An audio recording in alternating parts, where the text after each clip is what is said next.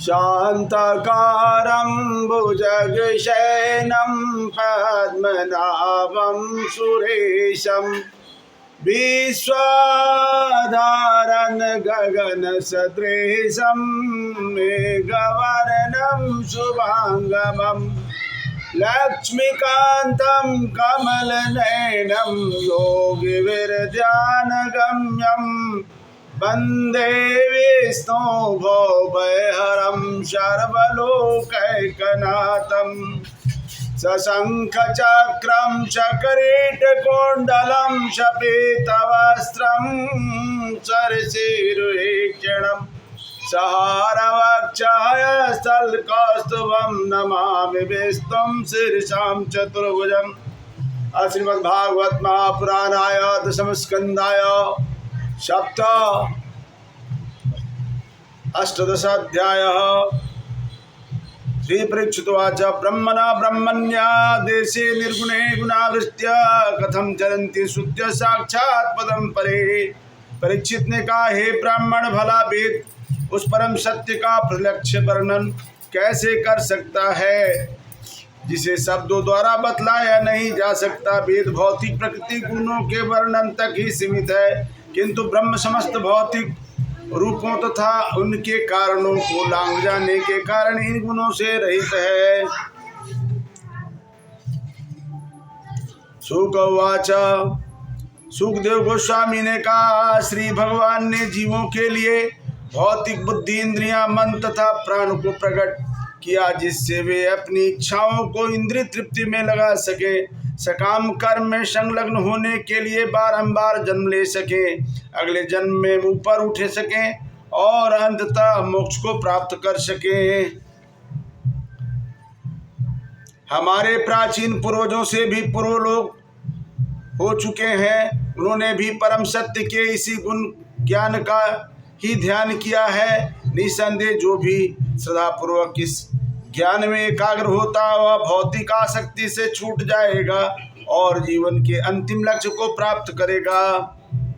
एक बार ब्रह्मांड के विभिन्न लोकों का भ्रमण करते हुए भगवान के प्रिय भक्त श्री नारद मुनि आदि श्री नारायण से मिलने उनके आश्रम में गए।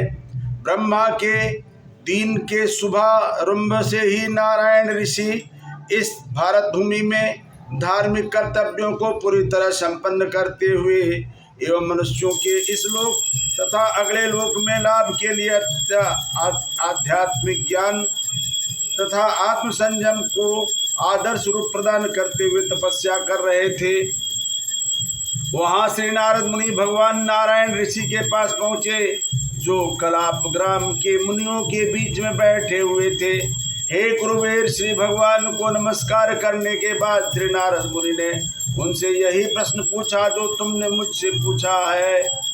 ऋषियों को सुनते सुनते भगवान नारायण ऋषि ने श्री नारद मुनि को परम ब्रह्म विषयक वह प्राचीन चर्चा सुनाई जो जनलोक के निवासियों के बीच हुई थी। श्री भगवान उवाच, स्वयंभुव ब्रह्मशस्त्र जनलोके भवता पुरा तत्रस्थानां मानसानां मुनीनां मूर्ध्वदशाम्।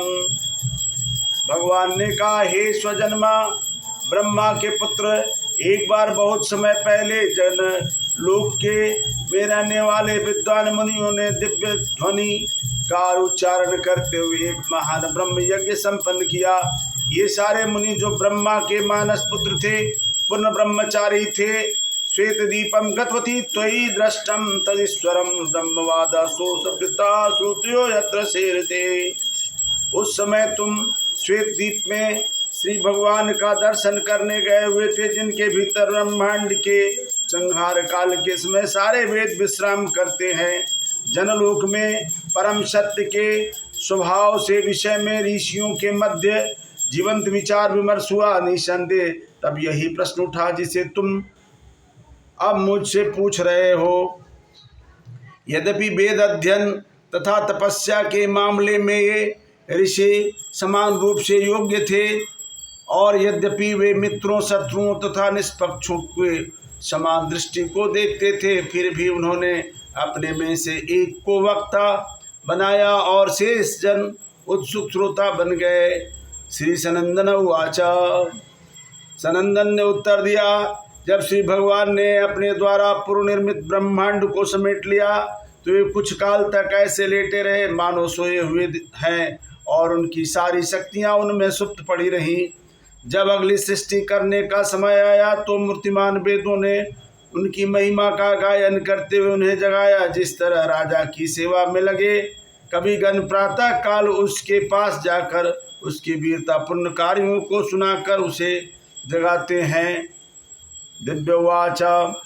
श्रुतियों ने कहा, हे अजित, आपकी जय हो। अपने स्वभाव से आप समस्त ऐश्वर्यों से परिपूर्ण है, अतएव आप कृपया माया की शाश्वत शक्ति को परास्त करें, जो बद्ध जीवों के लिए कठिनाइयां उत्पन्न करने के लिए तीनों गुणों को अपने बस में कर लेती है। हे चर तथा अचर देहधारियों की समस्त शक्ति को जागृत करने वाले, कभी कभी जब आप अपनी भौतिक तथा आध्यात्मिक शक्तियों के साथ क्रिया करते हैं तो वेद आपको पहचान लेते हैं।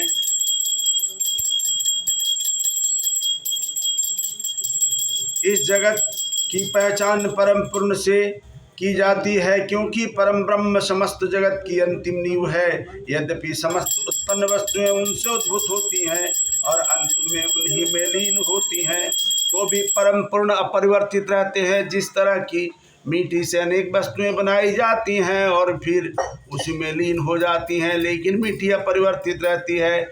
इसलिए सारे वैदिक ऋषि अपने विचारों, अपने शब्दों तथा अपने क्रमों को आप ही को अर्पित करते हैं। भला ऐसा कैसा हो सकता है कि पृथ्वी पर मनुष्य रहते हैं और उनके पैर ना स्पर्श करें। अतएव हे त्रिलोकपति, बुद्धिमान लोग आपकी कथाओं को अमृतमय सागर में गहरी डुबकी लगाकर समस्त क्लेशों से छुटकारा पा लेते हैं, क्योंकि आपकी कथाएं ब्रह्मांड के सारे दूषण को धो डालती है।